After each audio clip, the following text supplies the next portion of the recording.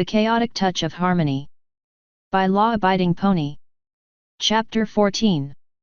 The Cult. The flight was long and uneventful. It didn't help that Enright was as talkative as a sponge.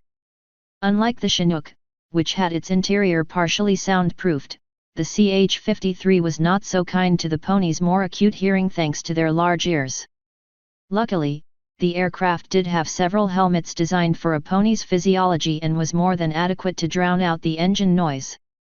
Toon found it odd that there was already so much equipment designed with a pony's shape in mind, but any inquiries into why were met with silence.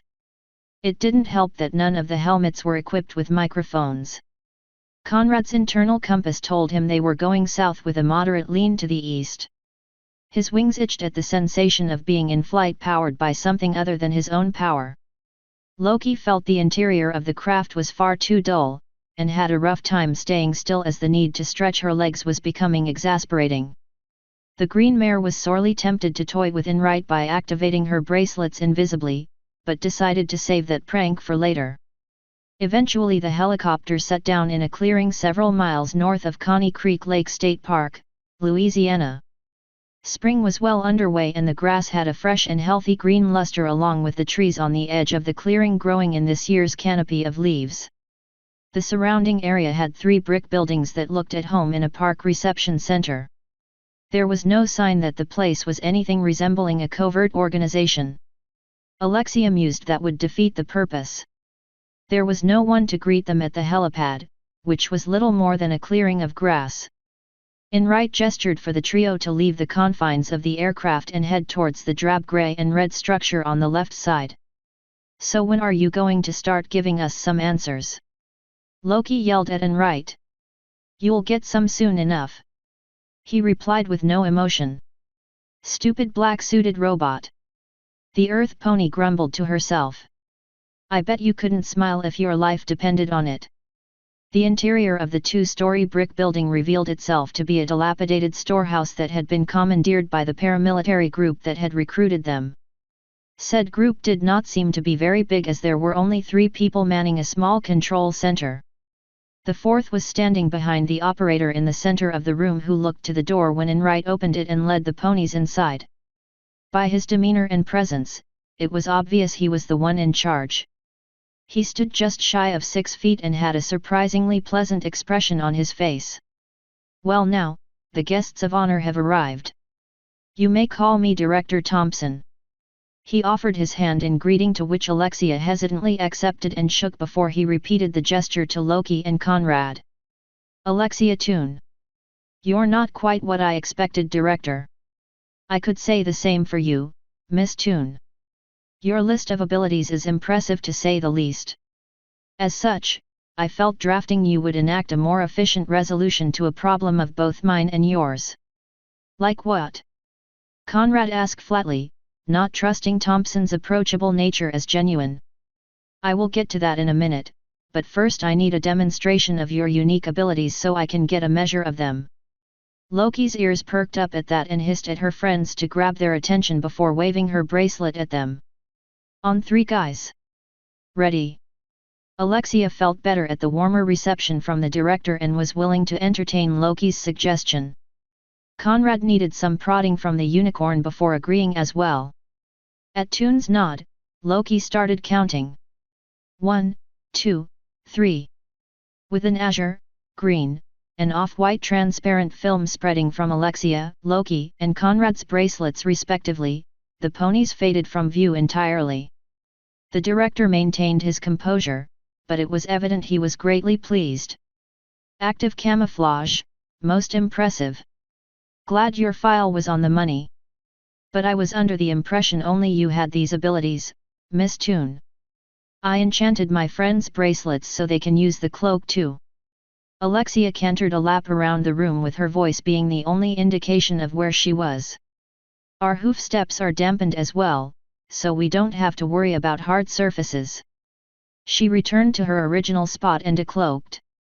Conrad followed suit, while Loki revealed herself to be standing on the table next to one of the operators. Her muzzle was inches from the man's ear. A crazed grin crept over her face as the man finally looked away from the satellite images to the green muzzle.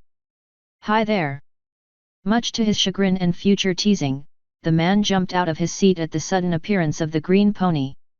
Alexia and Conrad cringed at the backlash Thompson was going to level on them thanks to Loki, but all he did was snicker at her antics.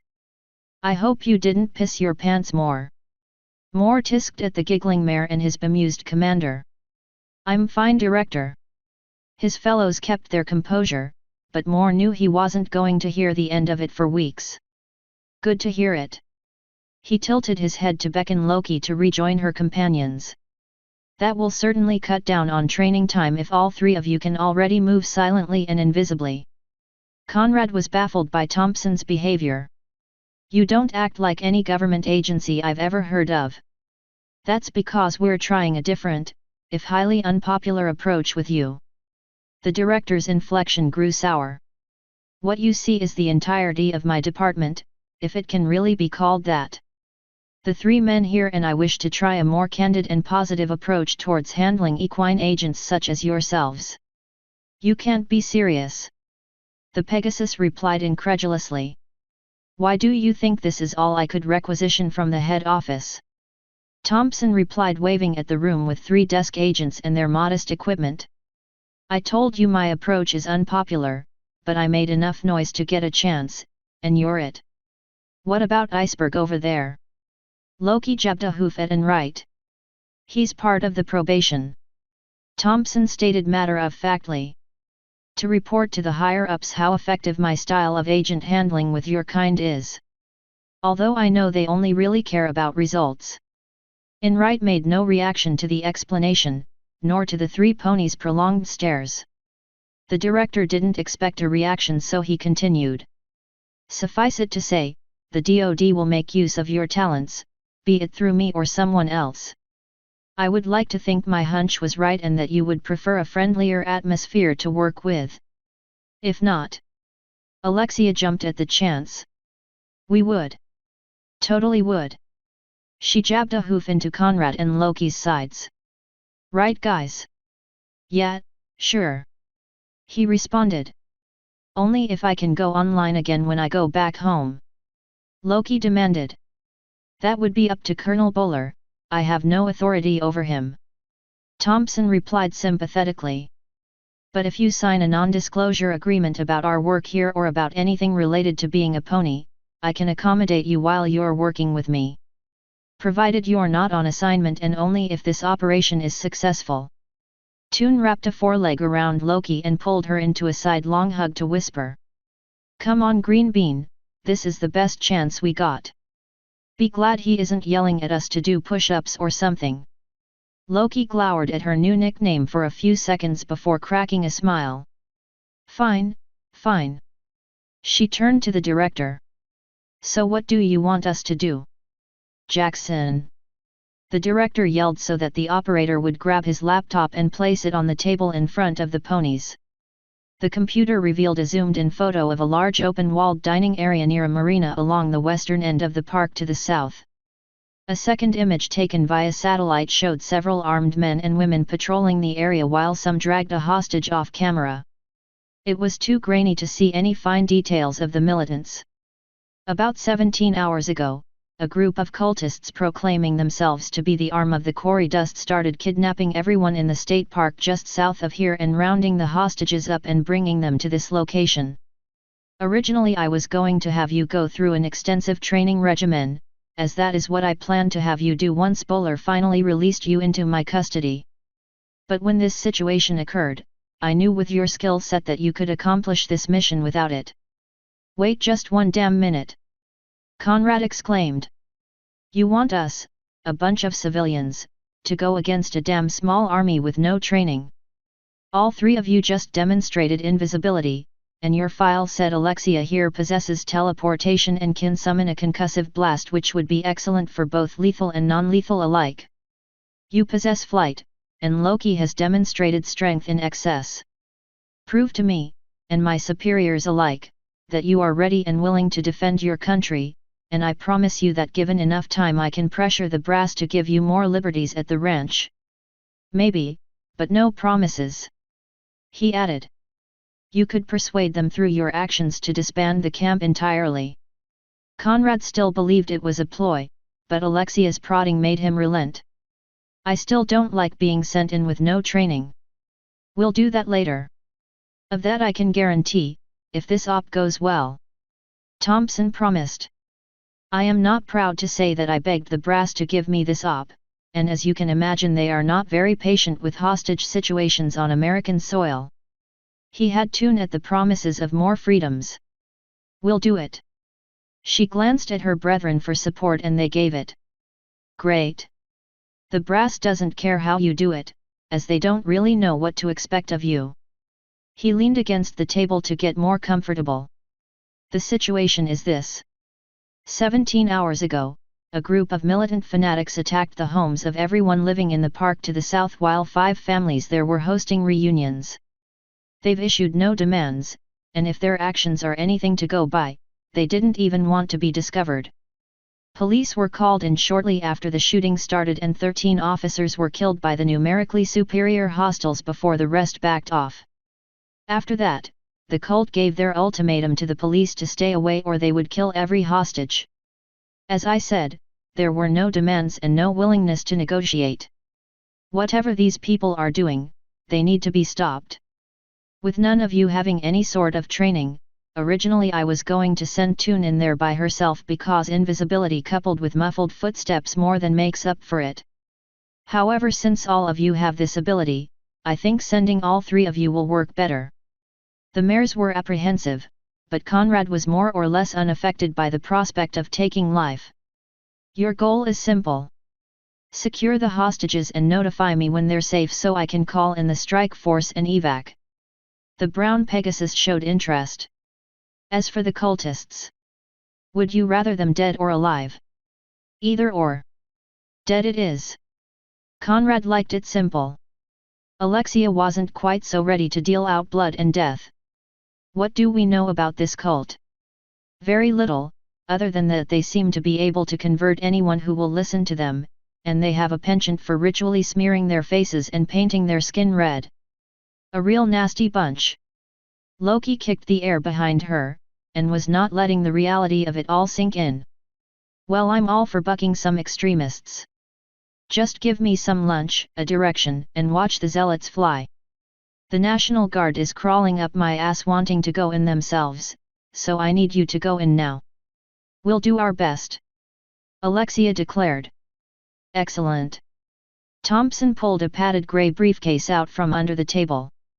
Within were 10 headsets and he pulled 3 of them out. These will keep you in contact with us so we can keep you appraised on up-to-date intel. The 3 ponies took the sets and found they were anchored around the ears and had a long mic boom. They were moderately uncomfortable because their ears constantly swiveled to errant noise and were fully integrated into their facial expressions. The director noticed their discomfort. It's all I could get on short notice. If things go well, I can get the funding for equipment better suited to your physiology. We appreciate it. Toon replied. So are we being airlifted again? Afraid not. Jackson butted in. This is as close as we dare without the risk of getting shot down. 2 choppers were nearly taken down by stingers. If we were going to bring in more aircraft, it would not be for a small insertion team. So you want us to hoof it from here? Loki inquired. That's the idea. The idea of running appealed to the hacker. Then what are we waiting for? One more thing before you go. Thompson said with a voice of command. Keep the headsets with you at all times. They'll let us track your movements and we can direct you to the target location. He checked the map on screen. If your invisibility holds up at running speed and can fully muffle your footfalls, go along the main road for about 5 miles, after that we can help you zero in on the location. I don't like the idea of going up against people who managed to procure stingers of all things, but Alexia is determined to help our brethren. Plus this invisibility really does give us an edge. Conrad brooded before turning to Alexia. Should we get moving then? Yes, let's. We can eat along the way. Green bean. Loki's unvoiced objection halted in her throat. She gave a grunt of approval before chasing after her friends. Conrad took to the air to point out where the main road was before dropping back down again to save his wings for later. Almost unconsciously, both he and Loki let Alexia take point and followed along in a chevron as they thundered after her as the three of them found the main road and galloped south. A brief flicker of color saw the three ponies disappear from sight. Almost immediately the two mares felt a strange sense of loss with the absent clip-clop of their hooves on the asphalt. Both had grown to enjoy the noise whereas the stallion felt relief at not hearing it for once. Alexia was not very fit by pony standards, but her equine form was easily able to handle the mile and a half before she slowed down at sighting the first roadblock set up by the cultists. That didn't mean she was not breathing heavily as she led the gang to the shoulder of the road to observe the roadblock outside of earshot. One quick look at Loki's headset told her what button to press on her own to speak. "Hey boss." Thompson responded quickly. "What is it, Alpha 1, have you made contact?" Toon had seen enough action movies to know what he meant. "Yeah, a bunch of them are manning a roadblock." "What do you want us to do? Can you sneak by them or is your invisibility malfunctioning?" "They didn't see us coming, and we didn't exactly try concealing ourselves outside of the cloak." "Did they react to you moving up the road?" She surveyed the militants standing vigil over the roadblock. None of them acted as if they had seen anything. "No." "Then leave them to the strike teams later, your priority is to secure the hostages. Make your way further down the road and give us a better picture to work with." "Right." She turned to her compatriots. "We leave these guys alone, come on." One of the cultists felt something strange along the ground. He put a palm to the road and felt faint vibrations. "Hey Barley! You see anything coming up on us?" The man grabbed a pair of binoculars and looked down the road. "Not a thing." The vibrations were getting stronger. "Are you sure?" "Yes, brother. There's nothing." "Why?" He turned around to double-check that there might be something coming from within the park, but nothing was visible. Before the first could respond, he felt the vibrations were right on top of them and then a buffet of air before the vibrations started fading away. He grabbed his assault rifle and pointed in the general direction of the park, but had nothing to shoot at. There was something there. Barley knew his brother wasn't one for flights of fancy. "Should we inform the Herald?" "Tell him what?" "That there was wind and a minor earthquake maybe." He slung his rifle to face back away from the park. It was nothing. With Loki bringing up the rear, she sighed in relief when the roadblock didn't start shooting randomly at their passing. "What the hell am I doing?" she thought after the heat of the moment with Thompson died down. "I'm a hacker, not a damn super spy." She looked to Alexia and saw the silver mare had a worried, but set determination in her visage. It was all she needed to see. "And she's a mail carrier turned mage." She glanced at Conrad, who was only concerned about the weaponry they were up against and not so much the bloody business in of itself. Loki knew from his history that the stallion was no stranger to firefights or taking a life. The earth pony didn't see much inspiration from him, but felt waves of it from Alexia. "If this is really what Alex thinks is best for our people, then I'll follow her lead no matter where it takes me." Beneath her notice, some of Alexia's fatigue faded away, allowing her breathing to return to a steadier pace. The group was guided by Thompson to the last two buildings where the team found a small nook between some trees on the far side of the road to let Loki drop her cloak so her magic could recharge a bit while Alexia talked to the director. The unicorn was short of breath and had to wait a minute to catch it. The green mare wasn't anywhere close to her 3-hour limit on invisibility, but they all agreed that it was best not to take chances. Toon clicked her headset. "Boss, we're at the place." "Good work. Tell me what you see." "2 buildings across the street. There are about 20 or so hostages under the covered picnic area like you said. All of them look scared, but they seem unharmed. I was under the impression there were more than 60 down there." Thompson responded with grave concern. "How many cultists can you see?" 2 by each door I can see from my angle. 10 around the hostages, and I guess another 10 patrolling the area, but I can't really tell with them moving about so much. I counted 50 on the way in along the street, but we were going so far I can't say that number is accurate. So few, I'll make sure the guard are informed that their numbers must be concentrated along the waterfronts. Hold on. Something's happening. Toon sent back and angled her ears forward to listen, her companions followed suit. 2 cultists exited the door of the house and walked briskly towards the huddled group of prisoners and barked for one of the young men to follow them. The pony's large ears could barely make out what they were saying. No way in hell am I going in there. No one's come out of there since you started. The lead red-tinted skinned cultist backhanded him harshly. Did I stutter? I said you're coming with us. The other hostages cowered from their sitting positions at the man being thrown to the ground. The defiant hostage spat blood at his aggressor. You'll have to kill me. The other cultists trained their weapons on the remaining hostages to keep anyone from playing hero. The cultist who had been struck wiped his cheek, chuckling darkly. You will make a fine addition to the faithful. He punched the man in the gut, making him bowl over. Both gunmen roughly grabbed the hostage's arms and pulled him back on his feet to be hauled inside. Come, your future awaits. Brother. Conrad grimaced and turned to Alexia. Whatever they're doing in there, we can't let them harm that guy any further. I know. Toon said as she clicked the transmitter. Boss, I think they're brainwashing the hostages in the house and they're bringing one inside now. I'll leave it to you on how to proceed. Don't endanger the rest of the survivors if you can't free that one without raising the alarm. Alexia motioned for Loki to reactivate her cloak. I'm not going to leave someone to be tortured if I can help it. She closed the transmitter to speak to her friends.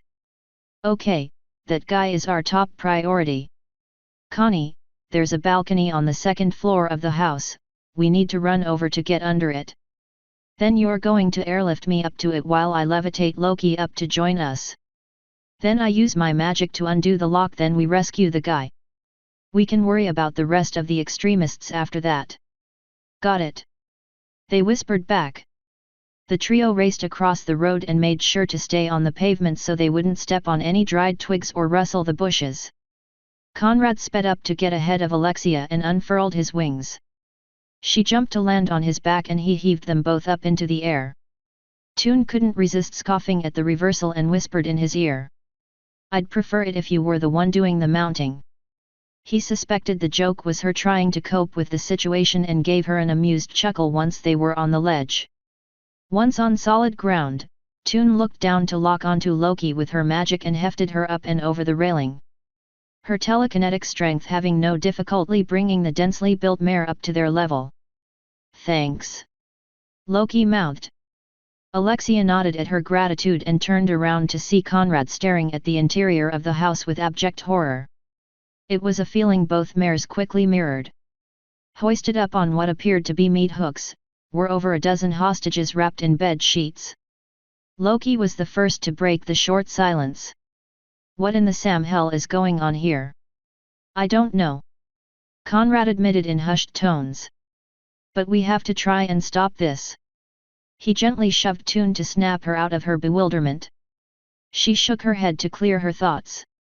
You've seen worse in movies and video games, just try not to think about it for now and get the job done. I'm fine, and you're right. After a quick inspection, the unicorn found the lock and flipped it so they could enter the blood-chilling room. On the bed and floor, were more victims wrapped in linen to keep their arms and legs from moving, but their faces were kept unobstructed. The ponies noticed there was very little blood, only a small amount just below each person's diaphragm in a thin red line. Loki observed that the hooks were anchored into the linen, rather than each person's flesh. It didn't make the ponies want to stay any longer than they had to. Chanting filled the air and allowed the group to find the door from behind the hanging victims. They crept towards the door knowing that even though their steps were muffled, that would not stop their weight from possibly creaking the floor and drawing attention to them. A slicing sound and a yelp of pain caught her ears as the chanting reached a fevered pitch. As she was about to open the door, inhuman screeching carved through the air with such intensity it made their ears press flat against their heads. The screeching peaked again and the chanting dissolved into sounds of anger and surprise. Toon pulled the door open, allowing the group to filter into the main room and found themselves on the second level of the foyer. Below, the floor was painted in purple and orange colors with wicked-looking foreign letters forming 3 rings around the hostage they had seen dragged inside and what looked like the cultist leader standing over the man on his knees. The 5 other cultists were garbed like their leader, in unassuming civilian clothes. The only difference was the vicious-looking halberd the leader had firmly planted into the cracked marble floor. The halberd was very real, and not some costume knockoff. It was 6.5 feet of solid steel with the foot-long axe head that was stained a dirty rusty color from lethal use and lack of cleaning. The 4-inch spike on the end was just as dirty. The other, and more grotesque, identifying feature was the 5-inch screeching parasite writhing out of his right arm that was alarmingly discolored. His fingers were elongated and his nails were thickened and sharp, almost to the point of talons. Every time the worm was moved towards the hostage's wound, the parasite recoiled and hissed at the hostage. "I don't understand," the leader announced.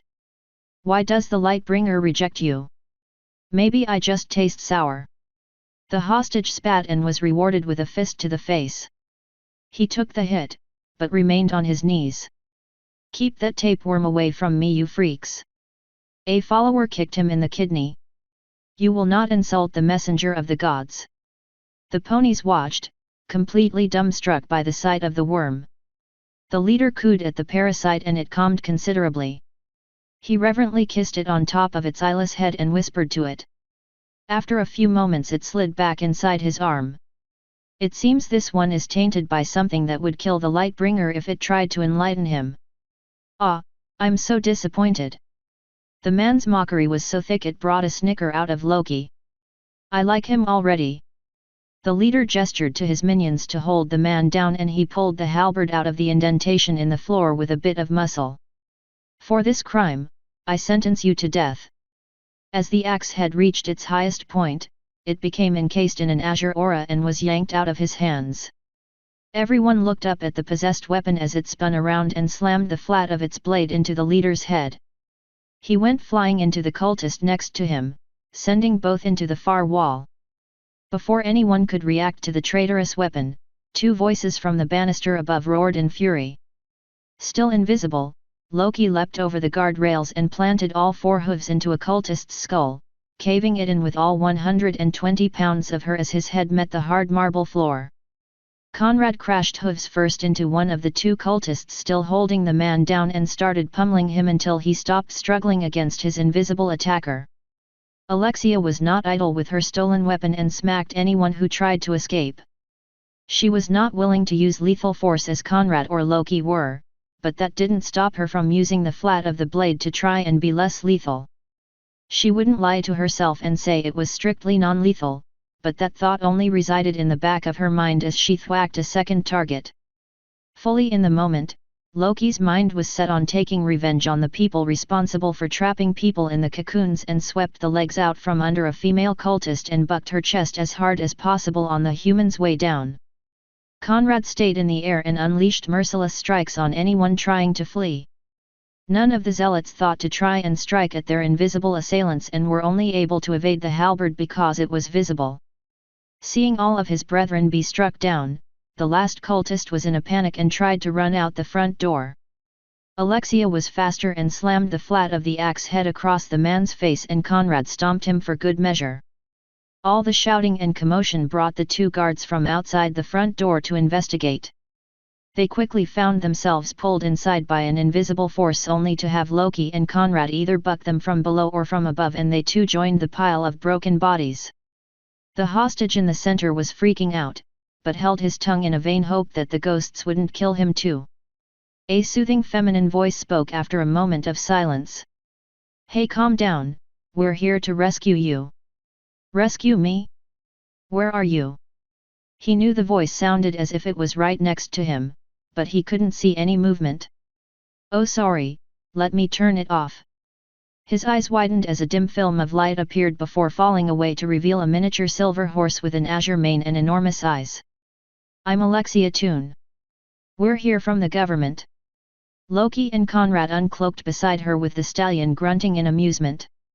Never thought I'd see the day. Amen to that. The green mare concurred. Who or what the hell are you? The man asked with confusion.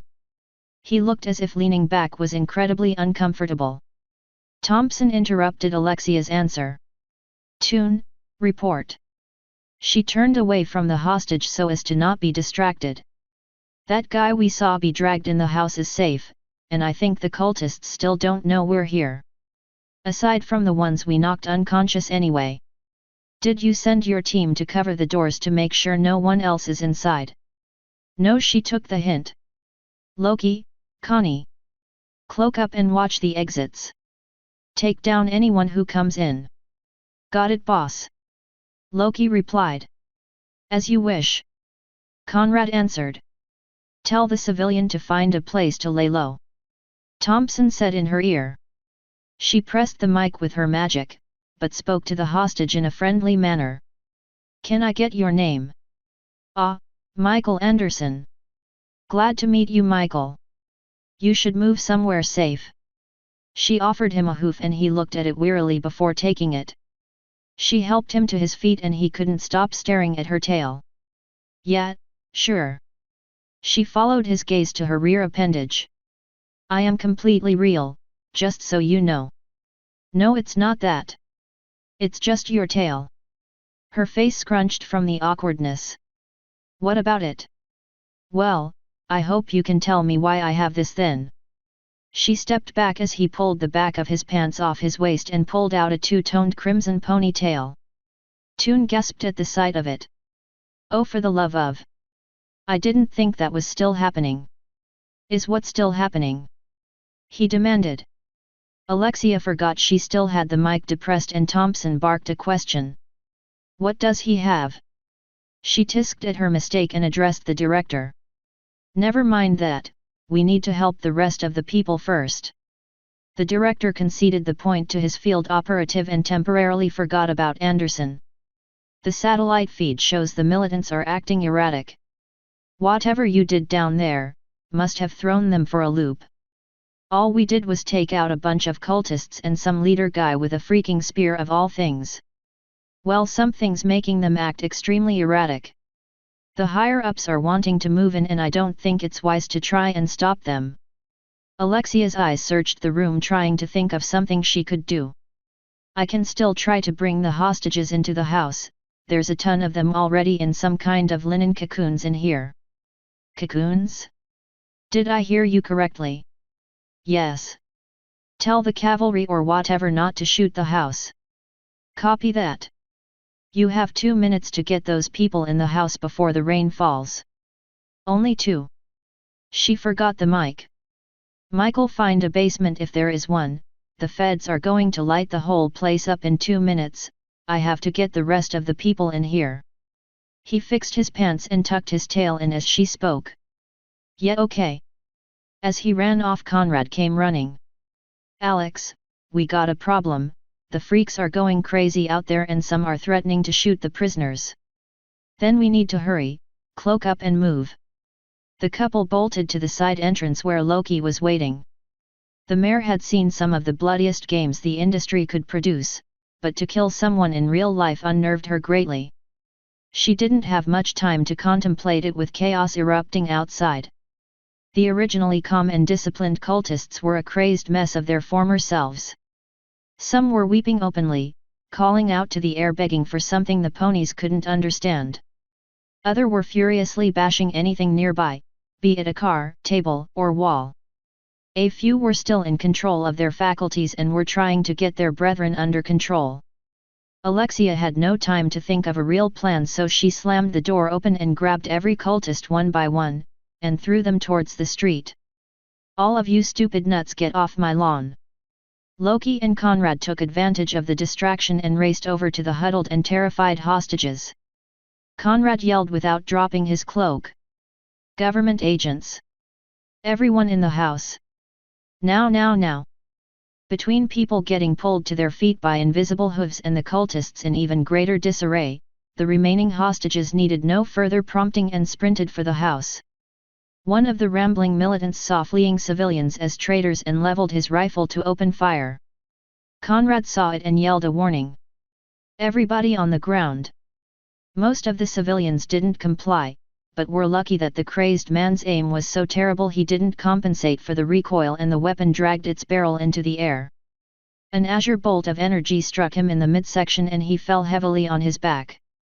Loki saw more zealots coming from the far side of the hostage area in response to the gunfire. The wiggling worm of doubt was eating away at her. Oh damn, what the hell am I doing? She finished pulling a civilian to his feet and galloped straight at the three gunmen who managed to retain most of their sanity. They never saw her coming as she closed in on the first one and spun on her forelegs to add her momentum into a buck that launched the running man backwards. Conrad flew in a moment later and smashed a back hoof into the man's neck, crushing his windpipe. Loki was too caught up in the moment to worry about the fact the man she hit didn't move. Conrad leveraged every bit of his tribe's agility and bounced off his target to tackle the one who had been in the center from behind. As soon as the Pegasus dropped him to the ground, he pumped his wings hard to get off and then fall back down on the man's neck, breaking it under his hooves. He looked up from his bloody work to a frozen Loki. Good job on stopping them long enough for me to get here. His ears swiveled at the sound of multiple thumping sounds in the air. The choppers are here. He started to make a running start to take off when he noticed Loki standing there with a vacant stare. Damn it, mare, come on, we have to go. The green mare couldn't peel her eyes away from the blood. He growled at her. We can't stay here, move it. A part of him wanted to leave her there, all the trouble she causes him would have justified it in his eyes. Yet the majority of him felt repulsed by the idea. Damn it all to hell. The first rockets hit the ground on the far side of the house. Cries of pain and angry roared back and two Stingers flew off to meet the National Guard aircraft. The attack helicopters deployed flares and continued their assault on the cultists. Cursing his luck, Conrad flew on top of Loki and grabbed onto the comatose mare and tried to lift her off the ground. He was used to carrying the 71-pound unicorn, not an earth mare, and the additional 50 pounds of dense muscle and bone Loki possessed. He groaned from the strained effort that nearly pulled a tendon in his left wing as he strained to get a few inches off the ground. Shit, you're heavy. He saw Alexia at the door scanning the war zone for her friends. As soon as the unicorn locked onto them, both the Earth Pony and Pegasus found themselves wrapped in her magic and forcibly pulled into the house. He nearly collided with the kitchen counter before Toon was able to halt his momentum with the help of him quickly flipping in the air to give two powerful wing flaps against his direction. Loki slid on her side along the floor. Her greater mass made it impossible for the unicorn to fully arrest her momentum and she collided with the counter. The hit did no real damage other than to ruffle her fur and snap her out of her stunned state. Alexia dropped her cloak so the noises caused by invisible beings wouldn't scare the three hostages in the room any more than they already were. Loki reflexively dropped the cloak when she hit the counter. Toon slammed the door shut to run over to check on them. Are you guys all right? I'm fine. Conrad announced with concern directed at Loki. Green Bean went into shock. Loki swatted at him with a hoof, missing by several inches. Okay, Mr. Crime Prince, not everyone here's killed anyone before. I won't lose any sleep over snuffing out a bunch of fanatics. I can't stand people that use religion as an excuse to commit crazy shit like this. He waved at one of the cocoons for emphasis. Alexia barely heard him as she was on the verge as well. Work now, freak later. She repeated the mantra 4 times, trying to ignore the memory of the bodies in the foyer and the hanging cocoons all over the house. The impact and subsequent explosion of 4 rockets nearby rattled the house. The hanging cocoons in the kitchen swayed on their hooks and the free civilians gave muted cries of alarm and fright. One helicopter took up station over the roof and fired its nose-mounted gun at more targets. The noise of combat outside made it much harder for Toon to keep herself from blanking out like Loki did. Conrad ignored the bedlam outside and focused on keeping his mate from losing it. "Hey Alexia! Stay with us!" He shook the mare as he noticed she was locking up. "Sorry about this." He hit her moderately hard across the cheek, cutting through the quaking mare's cognitive seizure. The unicorn yelped and held a hoof to her sore cheek. "Thanks Connie. You should drop the cloak so we can help the hostages remain calm. That'll be hard seeing as we're barely capable of that ourselves," Loki commented as Conrad obeyed. "Not to mention they're terrified and I don't think they'll react to us well at all," Conrad pointed out. "We saved them," Toon insisted as she tried her best to ignore the battle outside. "This is the sort of thing we need to get our kind good publicity." The sounds of combat were starting to drift away from the house, but one helicopter remained on station above the house. Conrad had to agree with Alexia's statement. "Then we should go tell them." Toon nodded and headed to the massive and open living room where half of the civilians were either huddled at the interior wall, or were shouting and cheering out of the large windows to the helicopters as they continued to pour firepower in the distance. "Take that you commie bastards! Gotta love the Marines. 'Bout time they showed up." One of the less gung-ho civilians pointed and yelled at the arriving ponies. "What the hell are those?" All eyes turned to the equines. Loki thought fast and jumped onto a table while activating her cloak. "We're the awesome possums who saved you guys." She raised and lowered her cloak a few seconds after to prove they have been the invisible agents.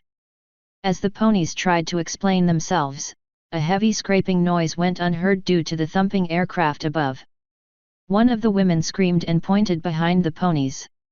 The cult leader was dripping blood from the right side of his face, but looked as if he didn't notice or care. He hefted his halberd to cleave Alexia, who was in the center of the group. The horrifying visage of the leader's twisted face under his ornate hat froze her legs in terror. "In the name of the quarry dust above, I must purge the unclean." The only thing that came to Alexia's rapidly narrowing tunnel vision was the need to be anywhere but there. Conrad saw the buildup of magic in her horn. He knew what it meant and dove away. Loki was rooted in place as she saw the axe head descend towards Toon in slow motion. The Earthmare could only look on in terror as the weapon was about to cleave her friend in two before the light on her horn reached its peak and she blinked out of existence. The halberd cracked the wooden floor, but found no new blood to spill. Loki found her legs willing to move again and scrambled away from the cultist. Alexia reappeared in midair above the cowering civilians and fell on top of them. Conrad used the opportunity to charge the cultist. The leader ripped the halberd out of the ground and tried to swing at the Pegasus, but he held his wings against his barrel and fell below the weapon and used the ground to spin for a buck. The leader only laughed and used the weapon as a counterbalance to deliver a strong kick to Conrad's exposed belly. He was sent flying across the room only to be caught by Michael Anderson, who had heard Loki's voice from the basement. His catch of the Pegasus was more of a collision that ended up with his arms wrapped around the brown stallion and they both fell to the ground. The impact sent a lance of pain from his concealed tail. By then, Alexia had been shoved off the humans and managed to get her hooves under her. With both Conrad and Toon on the far side of the room, the zealot turned to Loki for a new target. Switching his stance to use the halberd like a spear, the leader charged the green mare. Loki scrambled around the furniture to escape, not thinking to reactivate her cloak. Alexia was able to push her reservations aside at seeing her friend being in mortal danger and fired off a quick concussive blast to unbalance the raving cultist. His strength was more than enough to shrug off the hit. Loki turned a hard corner around a love seat. The civilians around there backed away to the far wall to stay clear of the bladed weapon as it cleaved the air. A few strands of pink hair fell away from Loki's tail.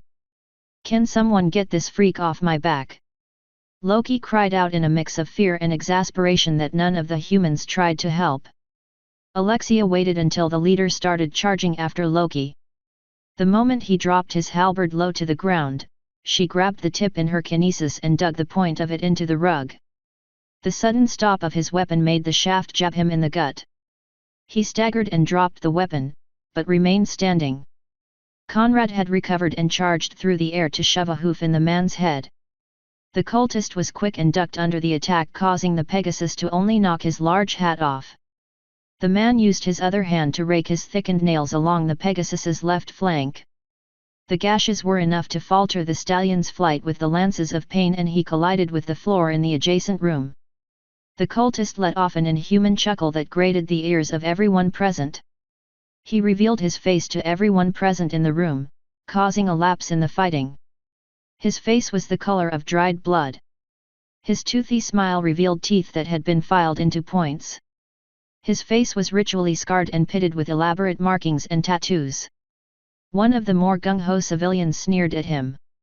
"Damn freak, you're not so tough without your spear." The man ran at the cultist, ready to pummel him for all the trouble he caused. He was joined in by his brother. The leader only laughed and closed his fist. The cocky civilian landed a solid hit on his target's face, but it did little more than turn his head away. In a feral roar, the red man punched the civilian in the gut, knocking the wind out of him. "Your time for enlightenment will come." The second civilian ran at him with his fist reared back. The zealot crouched and swept the legs out from under him. As the brother lost his balance, the cultist slammed the heel of his boot in the man's ribs. Not enough to kill, as he wanted to enlighten men, not kill them. With the future converts dealt with, the cackling maniac searched for one of the ponies, only to find himself encased in an azure aura and levitated in the air. Alexia snarled at him. "I don't think anyone here wants your version of enlightenment." He flailed in the air, trying to grab a hold of anything that could be used as an anchor point, but the unicorn kept him from latching onto anything, and this room was bereft of any cocoons. In a fit of rage, he screamed at the infuriating unicorn. "You can't stop the illumination of mankind. Soon all will heed the song of the quarry dust." He stared maniac daggers into the unicorn. "But not you or your kind," he raged venomously. "You are marked by the herald, and we will scour your unclean souls from the face of the planet." "I think I've heard enough of that," Conrad bellowed before delivering a flying bicycle kick to the man's jaw, knocking a few teeth out of his mouth, but he was only stunned by the hit. Loki poked her head out from behind the large TV in the corner of the room. "Is it over?" Toon shook her captive a couple of times for good measure. "I think so." Thompson spoke up in all three ponies' radios. "Heads up, the guard is about to crash the house.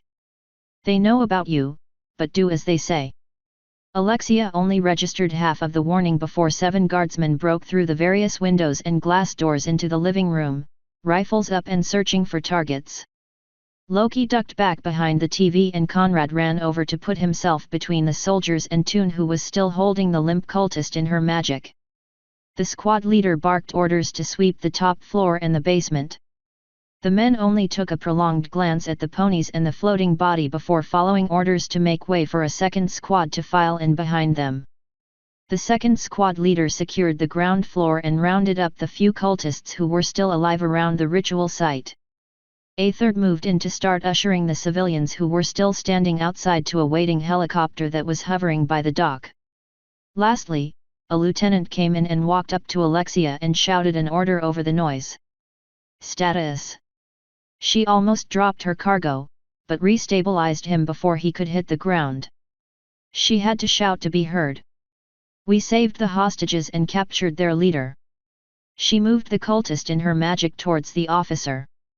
He scowled at the disfigured zealot. "Ugly bastard." He faced her again. "Head to the docks for extraction. There's a sea stallion waiting for you. We'll take it from here." "Okay, I mean yes sir." She nudged Conrad with her nose towards the broken doors. "Let's grab Loki and go. You'll get no argument from me." Both ponies saw the green mare was leaving the concealment of the TV and trotted over to join them. "Never thought I'd be glad to see the feds show up." Alexia felt her adrenaline fading and knew that might bring a crash to her mental stability. "We should leave." The trio stayed out of the soldiers' way as they escorted the civilians to the awaiting transport helicopter when Anderson pulled out of the group to speak with the ponies. "You said you could tell me about my tale." A guardsman tried to tactfully put him back in line. "Sir, I need you to get to the transport." Toon held a hoof up for him to wait. "Our boss needs to talk to him." The soldier didn't know if that was true, but didn't have any basis to question it. He only nodded curtly before resuming his duties. The docks were short, but they were spaced apart enough to allow the two aircraft to not interfere with one another. The Unicorn could see the CH-53 that had brought them in was hovering next to a similar dock with Thompson standing outside. Alexia faced the tensed man with a tail. "You should meet with the director, he'll know what to do." Michael followed her hoof to the sea stallion. "Okay." The ponies darted off, almost leaving the biped behind. Thompson saw the trio coming in, and was disconcerted to see a civilian following them. He had the modified helmets with him and handed them over to the grateful ponies. "You can make your report once we get back to HQ, but why is there a civvy with you?" Alexia was immensely relieved to have the painfully loud chopping blades of the helicopter muffled by her helmet. "His name is Michael Anderson, and he has a pony's tail." She yelled over the noise. Thompson's hum was lost in the din, but his reaction was not. "I see." By now, Anderson finally reached the group and was badly out of breath from sprinting with his tail painfully rubbing against the waistband. "Damn, you guys are fast." Thompson clicked his headset. "Command, one of the civilians is a code P-119. I'm taking him with me." "One Michael Anderson." He received confirmation and then turned to the civilian. "Mr. Anderson, I would like you to board the transport now." "What about my family?" "They'll want to know I'm okay." "I'll be sure they are informed of your well-being, but I need you to board the aircraft." Thompson's authoritative inflection was not lost over the noise, and Michael felt refusing was a very bad idea. "Yeah, sure." He stepped onto the gangplank and was quickly followed by the director, who pulled the plank back into the aircraft and resealed the door. As soon as the door closed, the CH-53 angled forward and started the flight to a distant airbase. The director found Anderson chose to remain standing, but had the wits to grab one of the handholds. The trio of ponies were huddled in their seats. Toon was in the center, stroking Loki's mane as the green mare tried to keep her composure with her head leaning over to rest next to Alexia's chest. Conrad had a wing covering Toon's back and was trying to comfort her with his touch, as nothing he said could get past the noise nor the muffling of the helmets. While the herd mentality made a lone pony, both mares and stallions alike, emotionally vulnerable and prone to mental instability in stressful situations. The reverse was true even in small numbers. Alexia's group was able to draw strength and a sense of security from one another. It was slow, but their close proximity and supportiveness melted the trauma of the day's events away. Over time, the social mending of the herd would reduce them to bad memories instead of haunting ones. Michael felt a compulsion to join them as the previous events were weighing heavily on him, but forced himself to ignore it as an awkward feeling towards strangers. The flight between the two locations lasted over 2 hours as the helicopter brought them to Fort Smith, Arkansas. The helicopter set down and the director led the group to a nearby building and into a briefing room. The existence of ponies was not very well known throughout the entirety of the military, but Fort Smith was one of the places in the know. The briefing room was filled with simplistic desks one might find in a high school, albeit larger to accommodate adults. Windows adorned one side of the room and gave a ground floor view of the airfield. To the ponies' surprise and annoyance, Agent Enright was waiting for them and was leaning against the whiteboard at the head of the room. The director acted as if he wasn't there and took his place at the head table while the ponies crowded around the front row of desks. The equines found it more comfortable to sit in them if they kept their hind legs folded in close to their barrel rather than fully extended.